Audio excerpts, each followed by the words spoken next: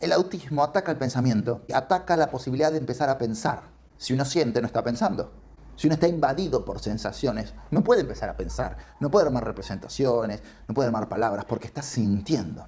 De hecho, un dato clínico que todos los que trabajan con autismo, sea la línea que sea otras líneas como las lacanianas, por ejemplo, saben que cuando un paciente con autismo empieza a mejorar, alucina. ¿Por qué? Porque empieza con un protopensamiento. La alucinación es un protopensamiento. Alejandro Campota aquí, bienvenidos a la clase número 9 de psicopatología. La clase de hoy va a ser sobre autismo, la titulamos ¿Qué es el autismo? Y vamos a tener hoy un invitado, Manuel Aspirós, un amigo, va a dar esta clase. Se los presento. Manuel es psicólogo clínico, tiene un magíster en psicoanálisis de la Universidad de León, España. Es docente en la Universidad Católica Argentina y en la Universidad de Salvador. Es miembro del capítulo de Historia y Epistemología de la Psiquiatría en APSA. Y además es psicólogo asociado al Hospital Italiano. Manu nos tiene preparada una clase muy rica con un montón de información y que va a ayudar mucho a un montón de preguntas que vienen surgiendo acerca del autismo, de lo poco que estuvimos diciendo sobre autismo, y él sabe mucho autismo, así que los dejo con él y espero que disfruten la clase.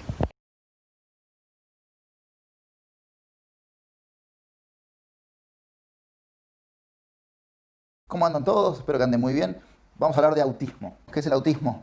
Se refiere a lo que es auto, a lo que es de uno mismo. ¿Cómo empieza la palabra esta a dar vueltas por la salud mental? Empieza con Bleuler. ¿Sí? Algunos lo tendrán de leer a Freud así tirado por ahí. ¿Sí? Bleuler va a escribir en su libro sobre las esquizofrenias al autismo como un síntoma dentro de las esquizofrenias. O sea, esto que tiene el paciente esquizofrénico, ¿sí? Con una esquizofrenia más avanzada, de que su mundo es su mundo y está él encerrado ahí. Y esta palabra va a pasar, ¿sí? Va a quedar ahí dando vueltas como un síntoma, hasta que en 1943, ¿sí? Un autor que emigró a Estados Unidos, se va a llamar Leo Kanner, va a escribir un artículo donde va a diferenciar lo que son pacientes autistas de pacientes con retraso mental. ¿Sí? La idea de Kanner era esta, que todos estos chicos que consideramos como con problemas de aprendizaje no son dos retrasos. Hay chicos que les pasan una cosa y chicos que les pasan otra cosa. ¿Sí? Entonces van a notar que hay chicos que no es que no pueden hacer las distintas pruebas psicométricas que se usaban en ese momento, sino que no les interesa hacerlas. O sea, no es que no las pueden, sino tienen el potencial, pero no les interesa. ¿Por qué te van a hacer caso si no les interesa? Entonces, estos chicos van a tener intereses restringidos, dificultad de contacto con otros, ¿sí? No les va a interesar, ¿sí? O los otros los tomarán de modo operativo. ¿Sí? Entonces, por ejemplo, una práctica típica de los chicos con autismo es que agarran la mano del otro y la usan como una herramienta. Porque el otro es una herramienta. Convertir al otro en persona no es tan fácil como uno piensa. Curiosamente, y no tan curiosamente, en 1944, ¿sí? Asperger va a escribir un artículo muy parecido, pero como lo va a escribir en Alemania, que ya era un año complicado para Alemania, ¿sí? No se le va a dar tanta bola. ¿Sí? Va a ser un artículo que va a entrar después en el mundo occidental cuando se lo traduce en inglés en el 80. Pero los pacientes de Asperger son muy parecidos, con algunas diferencias. Son pacientes que impresionan un poquito más adaptados, que tienen lenguaje. Los pacientes que describe Kanner son pacientes sin lenguaje, que tienen intereses estereotipados, que les interesa ponerse a girar cosas, más que jugar con las personas. Y Kanner destaca algo que es muy importante, que después se olvida un poco, que es, se ponen lo que podríamos decir obsesivos. Se ponen a ordenar cosas, las cosas tienen que ir de una cierta manera, tiene una rigidez con ese orden. Una manera y no hay otra. Cualquiera que haya tenido contacto con pacientes autistas, ¿sí? Entonces, desgraciadamente como familiar o como paciente, va a notar esto. El autismo, ellos necesitan un orden y no hay otro, es ese. Esto dentro de cómo empezó, ¿sí? Cómo se fue dando las clasificaciones, y la clasificación que nos tiene un poquito más colonizados, que es el DSM. No voy a hacer toda la historia del DSM, pero vamos por el 4 y el 5.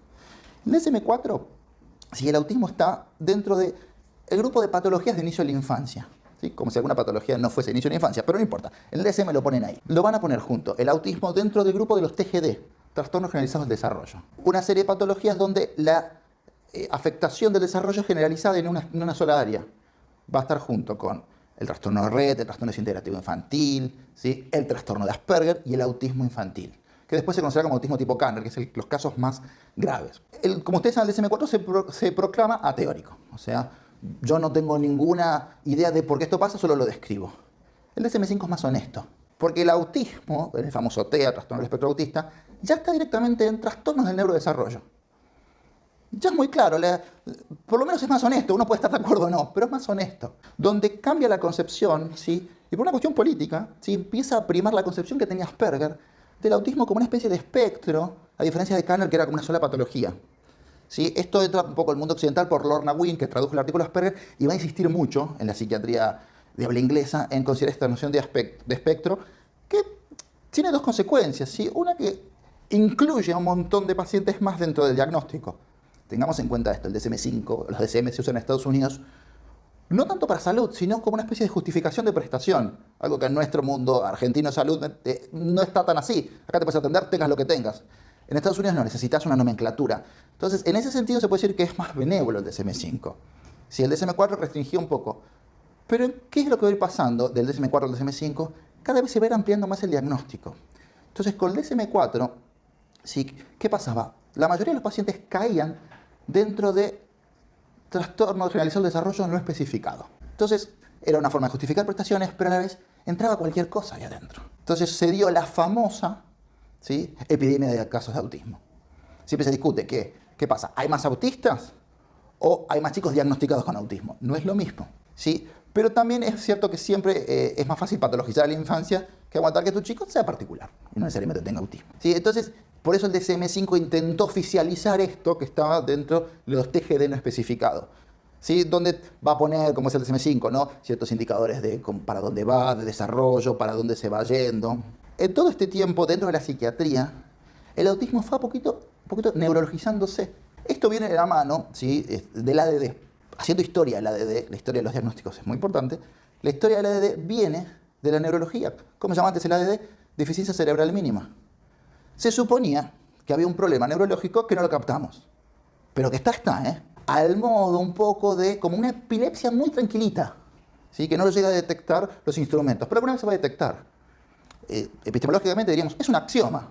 Está, no sé si es así, es un axioma. Bueno, cada uno puede tener su axioma, pero tiene sus consecuencias éticas y técnicas cada axioma, ¿sí? Por eso el ADD siempre se lo vio como una patología a medicar. Y eventualmente con el autismo se pensó lo mismo. Si tienen esto, tiene que ser algo neurológico. No me malentiendan, no vamos a psicologizar todo. Que hay ciertas afecciones neurológicas que tienen que ver con la presentación del autismo, por supuesto. Pero no todo lo que tiene la presentación del autismo lo podemos neurologizar. El autismo desde el psicoanálisis, ¿sí? El psicoanálisis siempre se inspiró un poco por la psicopatología de la época, lo cual es lógico. Los psicoanalistas viven en la sociedad, aunque no lo parezca a veces, ¿sí? Y entonces, ¿cómo va a empezar el autismo entre el psicoanálisis? Una relación polémica. ¿Dónde empieza la polémica? Con el libro de Bettelheim, La fortaleza vacía, donde está esta frase desgraciada, se equivocó Bettelheim, de la madre heladera, ¿sí? La culpa la tienen las madres porque son muy frías y el chico no lo quieren. Que viene un poquito de Kanner, porque Kanner, su población era de pacientes, ¿sí?, de clase alta, donde los chicos eran cuidados por las niñeras. O sea, es un vicio que Kanner un poquito lo pone, Bettelheim lo toma, pero Bettelheim va a ser mucho más que esa frase. Bettelheim va primero a pensar, bueno, algo pasa en estos chicos que puede ser abordado psicológicamente, psicoanalíticamente.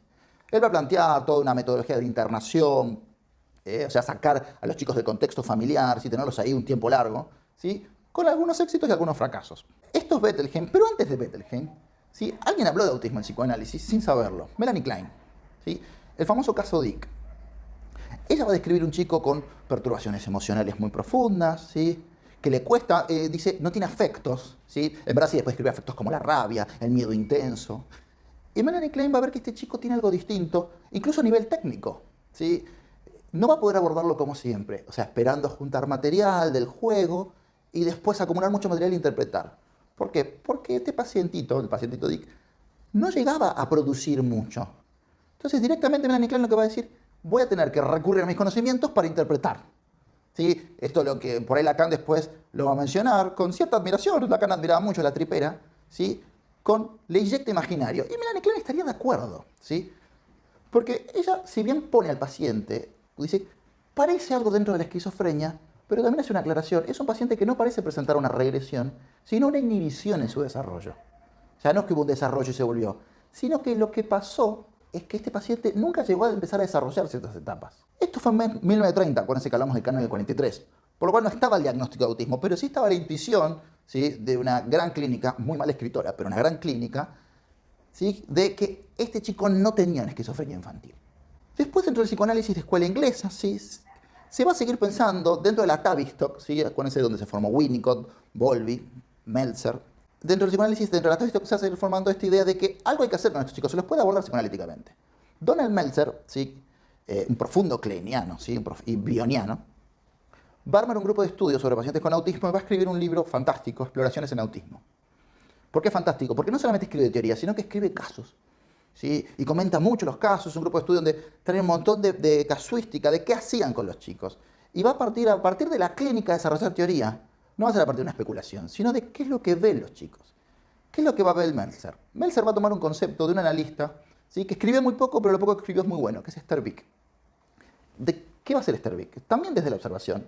Va a crear el método de observación de lactantes, ¿sí? Donde va a empezar a ver la importancia de la piel, de la sensualidad, ¿sí? Unicotería del holding en los chicos. Y Meltzer va a decir, esto es muy importante para los pacientes con autismo. Si ustedes tuvieron experiencia con un paciente con autismo, lo táctil para el chico autista es vital. Yo tuve un tiempito, pasé por el Tobar García, ¿sí? Un lindo lugar para conocer autismo, es el lugar, el hospital del Tobar es impresionante. Y había un pacientito, sí, ya grande, 10 años, que lo que hacía, iba caminando por todas las paredes del hospital, tocándola con el dedo. Si había una puerta, había que cerrar la puerta para que él pueda seguir. O sea, lo táctil estaba ahí súper presente. Entonces Meltzer va a empezar a ver que los pacientes autistas van a empezar a construir desde los sentidos el psiquismo. ¿Sí? Acuérdense que desde la escuela kleiniana el psiquismo es algo que se construye. ¿Sí? Llegamos a las palabras. Si les gusta Freud, Carta 52 es el modelo. ¿Sí? Vamos desde lo sensual, ¿sí? Los sentidos, hacia las palabras. Meltzer va a decir, esto es lo que pasa en el autismo. No se empieza a avanzar en este lugar. Se desfrena, queda inhibido este desarrollo. Y es más, va a empezar a acuñar la idea de que los chicos autistas, ¿sí? Viven en un mundo de 2 dimensiones. Porque el tacto es un mundo de 2 dimensiones, es un mundo de superficies. ¿Cuándo empiezan las 3 dimensiones? Cuando hablo, cuando escucho. ¿Sí? Cuando yo miro a alguien, sé que hay un vacío entre nosotros, una distancia, ahí están las 3 dimensiones. Es un mundo de 2 dimensiones. ¿Sí? Para los que les guste el kleinismo, piensen, no pueden usar identificación proyectiva, pero no vamos a meter mucho ahí. ¿Sí? Lo que van a ser adhesivos, se van a pegar a las superficies. Otra autora dentro de la escuela inglesa va a ser Frances Tastin, que va a tomar estos desarrollos de Meltzer. ¿Quién es Frances Tastin? Muy curiosamente, al igual que Melanie Klein, era maestra. Melanie Klein no era médica, era maestra. ¿Sí? Y Frances Tastin va a hacer un largo análisis con Bion, ¿sí? Del cual va a tomar muchos conceptos, no lo va a decir tanto, ¿sí? Porque ella ya lo tomaba como algo natural, por eso no está tanto en la bibliografía, pero sépanlo. Silene Tastin, ella se analizó con Bion y es una autora bioniana. Y va a tomar esto, ¿sí? de Meltzer, de la sensualidad. Y va a escribir un libro muy lindo en el 72, que es Autismo y Psicosis Infantiles. Que en homenaje a Kanner, creo que sin saberlo, porque no lo menciona mucho, va a diferenciar el autismo y la esquizofrenia infantil. Va a decir, no son lo mismo. El autismo no es una psicosis infantil, es otra cosa, es algo distinto. ¿Sí? Tiene otro desarrollo, tiene otras características, tuvo otra experiencia de lactancia. ¿Sí? Generalmente los pacientes con esquizofrenia infantil han tenido muchos líos desde el nacimiento, han sido pacientes niños difíciles, han sido niños con dificultades para conectarse con la madre, niños que parecían perturbados. Estos son un poco los historiales de los padres que cuentan de sus hijos. Los pacientes con autismo, al contrario, van a haber lactado muy bien, siempre muy prolijitos, se portan bien, están calladitos. Pero eventualmente los padres descubren, ¿sí? que algo pasa. De hecho, muchas veces pasan por sordos, porque no dan pelota. Entonces, muchos pacientes con autismo entran al sistema de salud vía el pediatra que dice, este chico no escucha, a ver, vamos a evaluarlo. Y dice, escucha bien, pero no da pelota. ¿Sí? Por suerte los pediatras están más piolas con autismo, ya lo van diagnosticando mejor.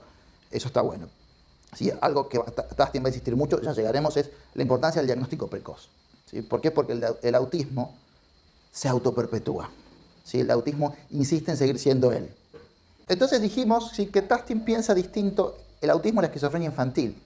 Vamos a empezar un poco desde la teoría, ¿por qué? ¿Sí? ¿O en qué línea? La esquizofrenia infantil está bastante bien descrita por ser la exposición esquizoparanoide de Melanie Klein. Cortito, para el que no la tiene tan fresca. ¿Sí? Hay objetos, los divido en buenos y malos. ¿Sí? Si me frustran es malo, si me ayuda, si me gratifica es bueno. Esto va a quedar bárbaro, voy a poner libidinizar unos y que otros sean tanáticos, perseguidores, me atacan. Ese es el mundo de la esquizofrenia. Me atacan los malos, necesito un bueno que me defienda, o en todo caso soy yo, ¿sí? Por eso yo soy el Mesías y me persigue el FBI para atacarme. ¿Sí? Eso es el diagnóstico de la esquizofrenia, la paranoia, que desde la escuela kleiniana se puede pensar bastante claro así. Pero esto no llega a pasar en el autismo.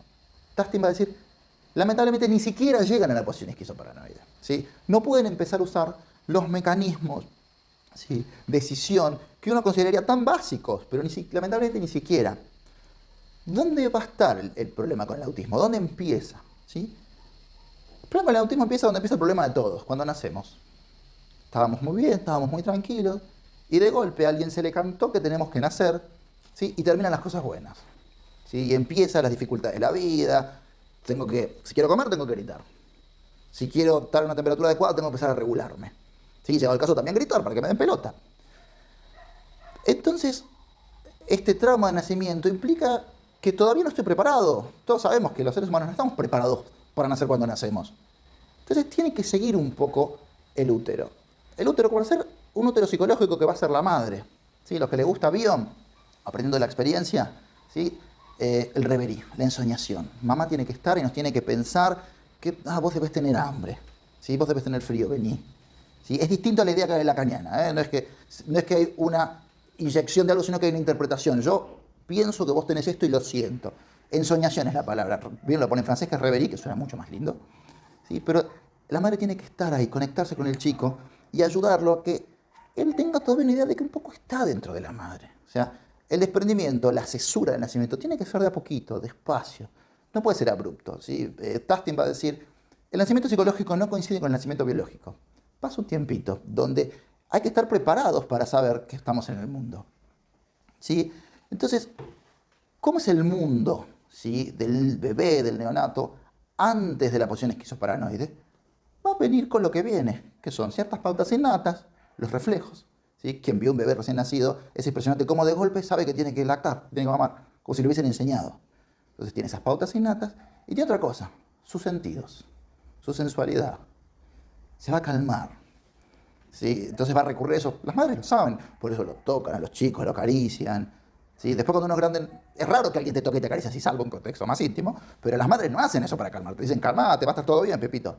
Pero la madre con el bebé sabe esto, entonces lo va a acariciar, lo va a tocar, lo va a envolver. Eso que ahora poco volvió a surgir de ciertos pueblos originarios, de a los chicos envolverlos bastante fuerte en sábanas o en toallas. Es por esto, porque el chico con qué se calma, con los sentidos. El yo del recién nacido es un yo autosensual. ¿Sí? Autosensual es la palabra que va a usar Tastin. Donde yo soy, mientras esté sintiendo el mundo, y acá recordando lo que hablamos antes, es un mundo de sensualidad, de superficies. Yo existo mientras mis sensaciones sigan existiendo. Esto se va a aplicar, ¿sí?, por supuesto, al momento icónico de la unión madre-hijo, que es la lactancia. ¿Dónde termina el pecho y dónde empieza el bebé? Es lo mismo, es una continuidad. Esta ilusión de continuidad, de la que Winnicott habla también, por ejemplo, tiene que estar, ¿sí?, para que de a poquito, ¿sí?, esta colaboración, este matrimonio, va a decir Tastin, entre la boca blanda, la lengua dura, el pezón duro y el pecho blando, empiecen a colaborar, ¿sí? Tiene que haber algo ahí de a poquito. Incluso la leche no sale sola. Los varones somos muy ignorantes de estos temas, las mujeres por eso además. El niño tiene que trabajar, tiene que hacer un movimiento con la lengua para que esto pase. O sea, pero esto es de a poquito, ¿sí? ¿Sí? Esta es la primera idea de que por ahí hay algo distinto a mí, algo duro que se me opone. Bueno, voy a tener que laburar un poco. Por suerte, las pautas innatas, los reflejos, por así decirlo, instintos, si a alguno le gusta la palabra, están ahí. Entonces ayudan a que esto se dé de un modo automático. Y de a poquito el niño va empezando a decir, bueno, por ahí me voy separando a poquito de mamá y está todo bien. Pero esto tiene que ir pasando gradual y de a poco. El problema es cuando esto no puede ser de a poco. Cuando se da el corte abrupto. ¿Sí? Cuando algo pasa antes de poder procesarlo, habitualmente le decimos trauma. Es traumático esto que me está pasando, me echaron, no estaba preparado. Bueno, para el niño es lo mismo. De golpe se da cuenta de que él y mamá no son lo mismo. Y no tiene los elementos psicológicos para procesarlo esto. Sí, acuérdense que hablamos de que es una continuidad. ¿Y dónde se va a dar esta pérdida? ¿Dónde va a estar así localizada icónicamente? En la boca. Se perdió el pezón, no está más el pecho. ¿Sí? Frances Tastin va a hacer una mención muy linda de un pacientito de ella, que durante muchas sesiones empieza a decir, se toca la boca y grita, se toca la boca y grita, empieza a decir pinche feo. ¿Sí? Poquitas palabras, porque era un chico muy autista, muy grave, el caso John. Entonces, Tastin empieza a escuchar que algo se perdió en la boca, algo duele en la boca. ¿Qué más nos duele que la ausencia que debería ser presencia? ¿sí? Entonces, lo que va a decir Tastin es que se lo sienten, es una herida en el cuerpo. Y si mi mundo es un mundo de superficie, si yo soy una superficie, si pierdo una parte se cae todo. ¿Sí? Porque dejo de existir. Si la continuidad es una línea, donde se corta esa línea, se corta el ser. Esto es de lo que sufre el autismo, el chico con autismo. Tiene miedo de no ser. De golpe nota que no puede seguir siendo. Es terrible. Ni siquiera es como la muerte. Porque la muerte, bueno, uno piensa, deja un cuerpo, estará el alma, pero el autismo ni siquiera. La angustia es de no ser, de dejar de existir, desaparecer. ¿Sí? Es una angustia terrible. Los que les gusta Bion, terror sin nombre, los que les gusta Winnicott, una depresión esencial, caer hacia la nada misma. ¿Sí? Si alguien vio la crisis de un paciente con autismo, es terrible cuando sus defensas autistas, sus maniobras autistas no alcanzan, después veremos cuáles son. Es terrible la crisis en la que entran, porque dejan de ser, tienen ese miedo. Piensen que cuando uno está un poquito ansioso y lo mal que se pone, imaginen cuando uno no puede pensar porque lo que hay ahí es un vacío. Es una angustia terrible. Pero ¿sí? Va a tener ciertos mecanismos el paciente con autismo para ir defendiéndose de esto, ciertas maniobras, ¿sí? Que van a tener que ver con esto que hablábamos de las sensaciones. ¿Sí? Partamos a lo más básico. ¿Cuáles son las sensaciones más básicas? Algo que se amolda a mí y algo que no se amolda a mí. Duro y blando. ¿Qué pasa con el colchón? Si es muy blando, me hundo. No es cómodo. Si es muy duro, tampoco es cómodo. El colchón tiene que ser un poco blando y un poco duro. O sea, y así es como vivimos nosotros, con experiencias que son un poco blandas y un poco duras. No están divididas estas sensaciones, ¿sí? Se juntan. El paradigma, un poco les decía, es la experiencia del mamar, ¿sí? Lo duro del pezón con lo duro de la lengua se juntan junto con lo blando del pecho y lo blando de la boca para colaborar. ¿Pero de dónde saca Tastin estas teorías, estas ideas? ¿Se le ocurrió un día sentada en el sillón? No. Tastin se formó, al igual que Meltzer, al igual que Bion, creo que al igual que Winnicott, en la observación de lactantes, el método que va a inaugurar Esther Vick, esta psicoanalista que les dije antes. ¿En qué consiste esto? Consiste en, durante una hora, mirar a una madre con su bebé y no tomar notas. Mirar, estar ahí, sentir, ¿sí? Escuchar con el inconsciente, ver con el inconsciente qué está pasando ahí. Después salís y tomás nota lo más detallado que podés. Todo, lo más detallado. Movió la manito, movió para allá. ¿Sí? Cuando tomaba la teta, movía la mano en círculos. O buscaba la nariz, ¿sí? El pezón de la cara. ¿Sí? La madre lo miraba, la madre no lo miraba, el chico se amoldaba los brazos, no se amoldaba los brazos. La madre se amoldaba al chico, se encontraban, había una conexión ojo a ojo, estaban conectados. O era un momento meramente mecánico. No es lo mismo todo esto, ¿sí? Tiene que haber una colaboración entre madre e hijo y los aspectos duros y blandos de ellos, ¿sí? Se va formando esa unión, esa matriz que yo les hablaba. ¿Qué es lo que pasa en el autismo? Algo acá no funcionó. ¿Qué es lo que no funcionó? El encuentro. ¿La culpa es del chico genético? No. ¿La culpa es de la madre? ¿No quiere conectarse con el bebé? No. Algo no funcionó. Como un diálogo. No nos estamos entendiendo. ¿Por qué? Porque yo estoy un poco interferido y vos también. ¿Sí? ¿Qué puede haber pasado? Por ejemplo, a veces uno escucha esta historia de pacientes con autismo. La madre, por ejemplo, se deprimió un poco. ¿Sí? Entonces no pudo estar del todo con ese chico. ¿Sí? El chico por ahí viene con dificultades de nacimiento, la genética existe, no nacemos todos con un temperamento. ¿Sí? Entonces un chico que ya venía con dificultad para conectarse, una madre que por las dificultades de la vida no pudo estar, entonces falló la conexión. Entonces por eso se rompió esta continuidad. Entonces el chico va a recurrir a lo que tiene, a la sensualidad, ¿sí? A este yo autosensual, a las sensaciones duras y blandas. Van a quedar divididas.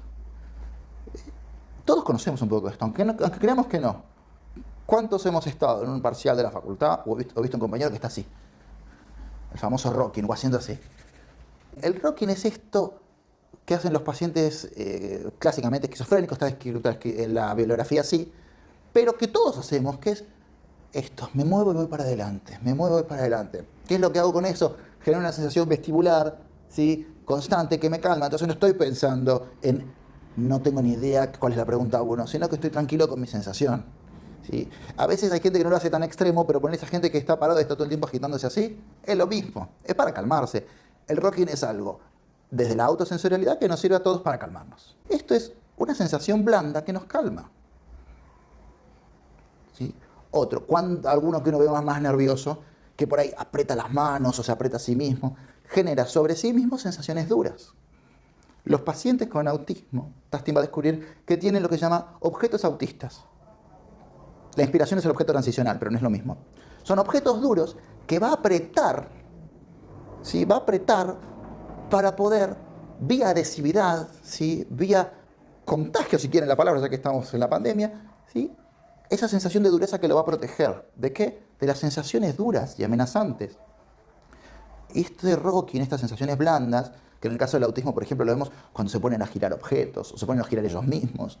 Y yo me acuerdo un pacientito que una vez vi, 1 hora reloj tirando papel glacé. Arriba, lo tiraba, volvía, lo tiraba, volvía. 1 hora, no les miento. No había forma de sacarlo. Eso lo calmaba. Sí, la verdad que se lo calmaba, para que había que sacarlo también. Uno se pone a veces medio cabezón. ¿Sí?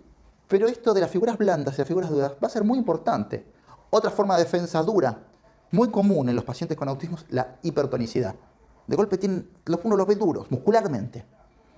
¿Sí? Vic va a llamar esto la segunda piel. ¿Sí? Gente hipertónica, gente que está como con la musculatura dura para protegerlo, porque el interior es muy blando. Si el interior es blando hay que protegerlo. Yo hace muchos años, cuando empecé a trabajar, hacía acompañamiento terapéutico con un paciente con autismo, que él portaba una medalla así. Y decía, esto me cuida, durita. Y decía, tac, tac. Hablaba este chico, por suerte, era grande. ¿Sí? Pero él necesitaba esa medalla y le gustaba esa medalla y la llevaba, una medalla gigante que los padres, que lo querían mucho, ¿sí? Bueno, lo quieren mucho, ¿sí? Le compraban. Decían, bueno, ¿te gusta esa medalla? Yo te compro esa medalla. ¿Sí? Entendían que era algo que necesitaba. ¿Sí?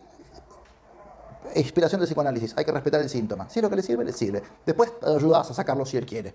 ¿Sí? Pero los padres esto lo entendían y le compraron su medalla grandota dura que lo protegía a ese ser blando. ¿Sí? Una forma de pensar el autismo, si quieren, es un poco como el cocodrilo, que tiene arriba la capa dura y abajo la panza blanda. ¿Sí? Hay que protegerse con esto. Entonces, se van a proteger con esto.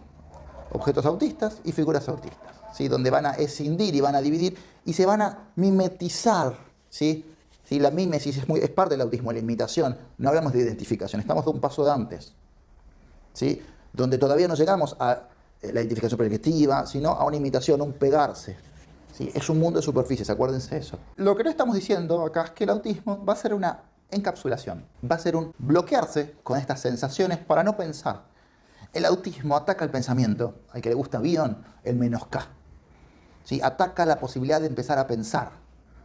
¿Sí? Porque si uno siente, no está pensando. Si uno está invadido por sensaciones, no puede empezar a pensar, no puede armar representaciones, no puede armar palabras, porque está sintiendo.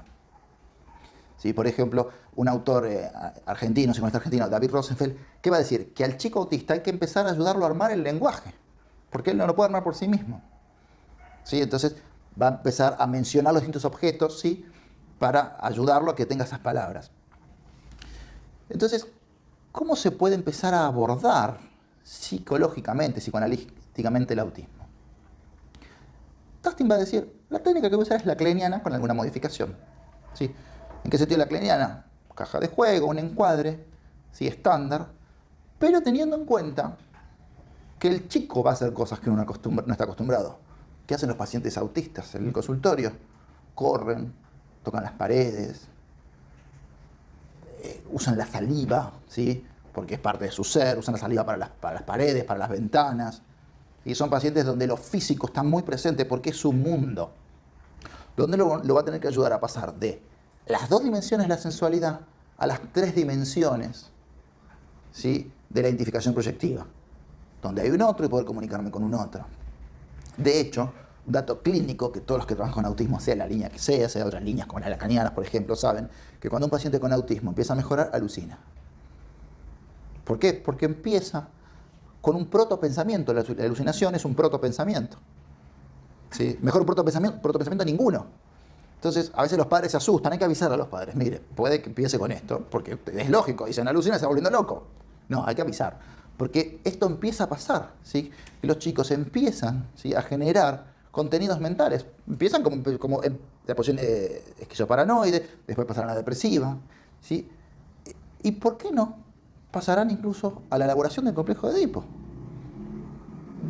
Puede ser polémico, sí, pero ¿qué importa la polémica? El autismo se puede curar. aclaraciones importantísimas. No siempre. ¿Y qué es importante? El diagnóstico súper precoz. Cuanto antes, mejor. ¿Sí? Cuanto antes, mejor. Y una intervención fuerte y eficaz. No cada 15 días, no una vez por semana. No darle prótesis al chico. ¿Qué me refiero con prótesis? Desde ciertos tratamientos se piensa que lo que hay que hacer al chico es enseñarlo a sonreír. Bueno, que adquiera algunas herramientas para socializar. No es que está mal esto, pero no puede ser todo. Porque si no tenés un robot, ¿sí? Lo que le gusta a Big Bang Theory, a los Sheldon. Ah, hiciste algo gracioso, tengo que sonreír. Y queda una cosa aparatosa, ¿sí? O cuando, estás angustiado, te hago un té.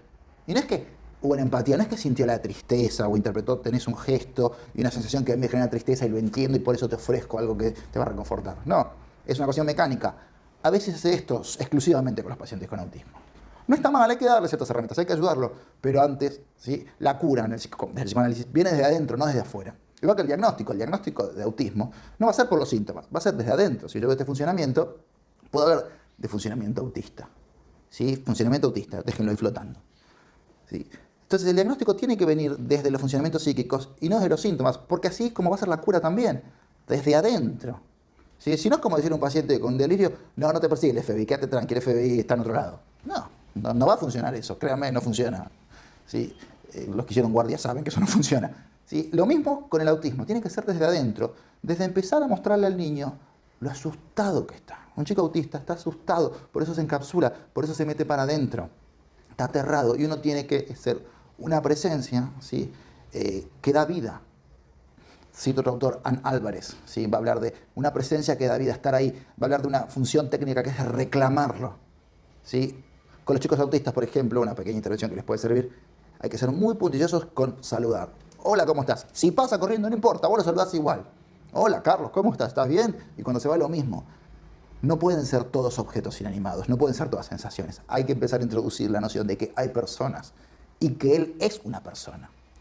Entonces, que de a poco, ¿sí? No solamente son superficies desperdigadas, sino que son superficies que se van uniendo, blando, duro, e ir armando un continente mental para que pueda ahí empezar a alojarse las representaciones. ¿Sí? Piénsenlo así, si el continente es muy blando, cuando algo entra se rompe. Si es muy duro, como el vidrio, si se cae al piso se rompe. El continente mental tiene que ser un poco duro, un poco blando, para alojar los contenidos, a veces buenos, a veces malos, como es la vida. ¿Sí? Entonces la técnica a trabajar tiene que ser metida desde adentro. ¿Sí? ¿Para qué? Para empezar a que se dé la transferencia. Estos chicos de entrada no hacen transferencia. ¿Por qué? Porque no tienen mecanismos de conexión con otro. Tienen mecanismos de conexión con sus sensaciones. Entonces, la transferencia es algo que uno va a ir armando.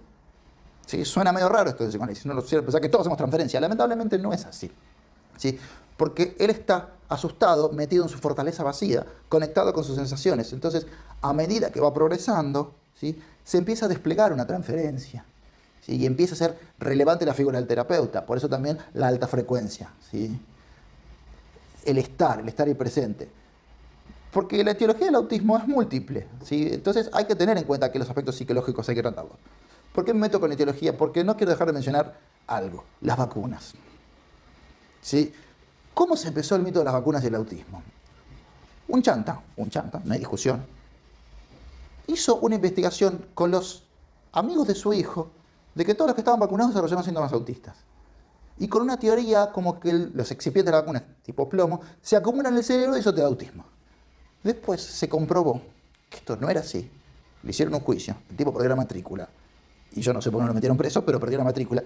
Y de ahí viene todo el mito del autismo en la vacuna. Ojalá fuese por las vacunas, porque no vamos a vacunas y ya está. Pero no, el autismo es multicausal, hay un montón de cosas. ¿Sí?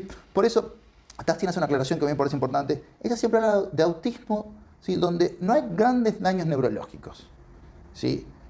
El alma tiene que sentarse en algún lado. Y si la máquina está muy averiada, bueno, se sentará con dificultades. Lo mismo con el autismo. Este tratamiento siempre hay que descartar y colaborar con el resto del personal de salud.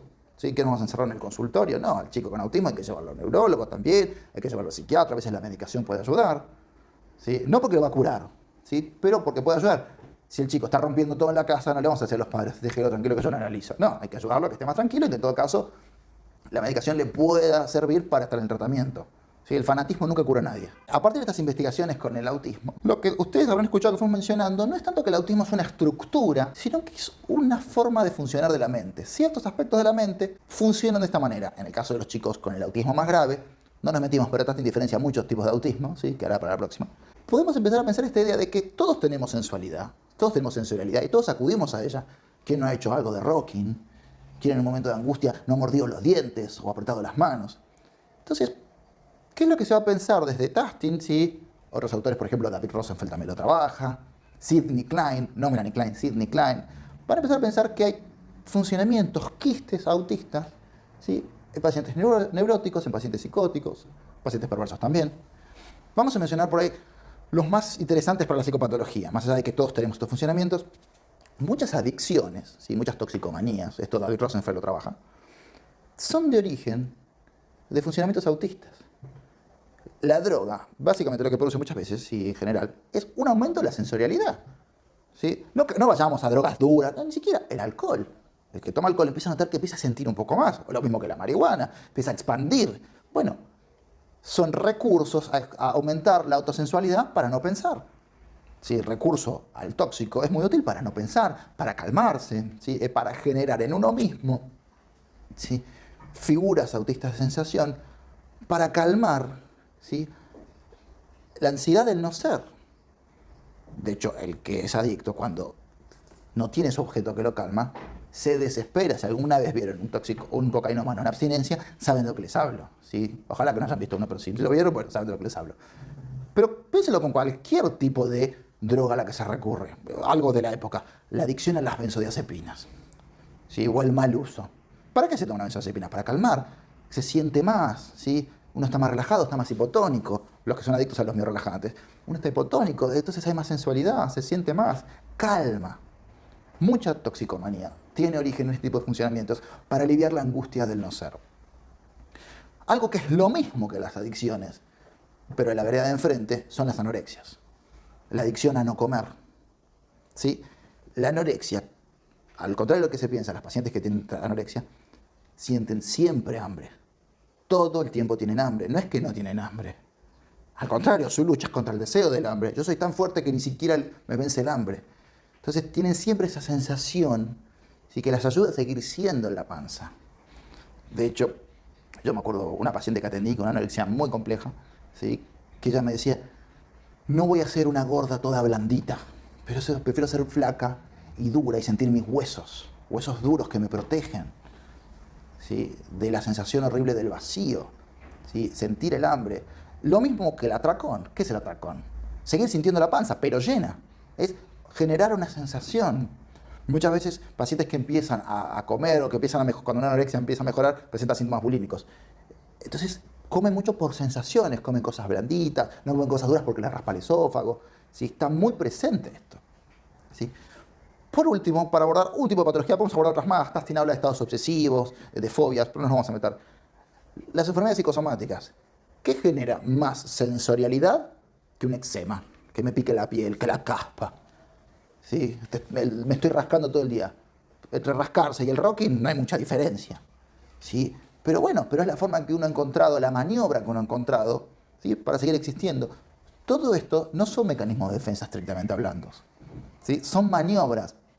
Dentro es una cosa muy del kleinismo, pero dentro del kleinismo los mecanismos de defensa son fantasías inconscientes. Acuérdense que el chico autista no arma representaciones, por eso estos no son mecanismos de defensa, son maniobras autistas, ¿sí? Es una fineza terminológica pero interesante, que nos ayuda a entender, ¿sí? Que entre los chicos autistas y los que no lo son autistas no hay mucha diferencia.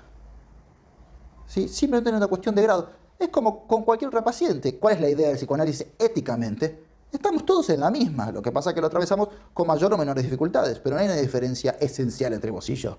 Simplemente que la vida nos puso en caminos un poquito distintos y lo afrontamos de manera distintas. ¿Sí? ¿Por qué digo esto? Porque la ética es importante para trabajar. ¿Sí? Porque si no, jamás pensaríamos en tratar a un paciente autista como un paciente todo neurológico. ¿Por qué? Porque lo neurológico es algo de un otro. Es como, el loco es el otro soy yo. Somos todos un poco locos, somos todos un poco autistas, somos todos un poco perversos y un poco neuróticos. ¿Sí? O sea que estamos todos en la misma. Y uno, ¿cómo puede ayudar a un paciente autista? Entendiéndose uno mismo los aspectos autistas que uno tiene también. ¿sí? Porque si yo sé lo que vos sufriste, voy a poder ayudar a entender. Por eso la contratransferencia con estos pacientes es muy importante y como yo siempre le digo a todo el mundo, el análisis personal. ¿Querés trabajar de esto? Analízate. Mucho, mucho, mucho, mucho. Es la mejor manera. Bueno, muchas gracias. Nos vemos la próxima. Bueno, Manu, muchas gracias por la exposición. La verdad, una exposición excelente. La próxima clase ya vamos a arrancar con neurosis. Vamos a empezar a trabajar neurosis obsesiva. Pero antes de dejar la clase hoy, quería hacer un comentario referido a ciertos comentarios, valga la redundancia, que estuvieron llegando, o consultas que estuvieron llegando a partir de las clases. Muchas consultas estuvieron referidas a casos particulares de personas que han consultado por cosas que les pasaban, ya sea referidas a cuestiones personales o de alguna vivencia personal o algo referido quizás a alguna experiencia con psiquiatría o con alguna institución de salud mental. Y quiero hacer un comentario respecto a esto porque me parece muy importante. Tenemos que pensar que todas estas clases son clases teóricas y como siempre digo en casi todas las clases, la clase teórica nunca puede apresar la singularidad de un caso. Es decir, a partir de ver clases, a partir de ver teoría, uno no puede hacer un avance consigo mismo. El avance consigo mismo se consigue en un espacio de terapia, en el trabajo cara a cara, face to face, con un psicólogo, con un psicoanalista, con alguien que dé una mano, con un psiquiatra también puede ser. Entonces se hace muy difícil responder esas consultas. Quizás vean que a algunos les he respondido, otros quizás no. O les he aclarado que eso era algo que no podía responder, justamente por esto, porque uno no puede hacer una aseveración acerca de la singularidad de alguien. Piensen que uno cuando ve a un paciente, uno incluso tarda bastantes entrevistas en captar bien de qué va la mano. Pensemos que si tardamos horas, porque pensemos que cada entrevista digamos que dura 1 hora y que tardamos alrededor de, no sé, de un mes y medio en captar de qué va la cuestión con un paciente, o quizás más a veces. Desde luego que no se pueden dar respuestas ajustadas, profesionales y que sirvan a partir de una pregunta dispuesta en un comentario o de algún pequeño mail, etc. Con esto no estoy diciendo no manden esas preguntas para nada, sí que tengan en cuenta que hay que distinguir siempre que una cosa es el mapa de cómo llegar a algún lugar y otra cosa es ir a ese lugar. Y ese ir a ese lugar, curarse de algo, mejorar respecto a cierta cuestión que a uno le pasa a nivel sentimental, a nivel pareja, a nivel X, tiene que ver con un camino que, si bien lo puede el conocimiento teórico ayudar a uno en ese camino, puede el conocimiento teórico ayudar mucho, no es el camino en sí. Entonces, dicho eso, nada, pensemos que lo que estamos haciendo en este curso de clases es hablar estrictamente de teoría. Si bien referimos la clínica, el avance clínico se da en un contexto de terapia. Por eso quizás muchas preguntas no las podemos responder. Bueno, muy agradecido con todos los que están siguiendo las clases. La verdad, están llegando un montón de consultas, se mueve un montón la cosa, así que está buenísimo. Y bueno, nos vemos pronto en la clase de neurosis obsesiva. Les mando un abrazo y que estén muy bien.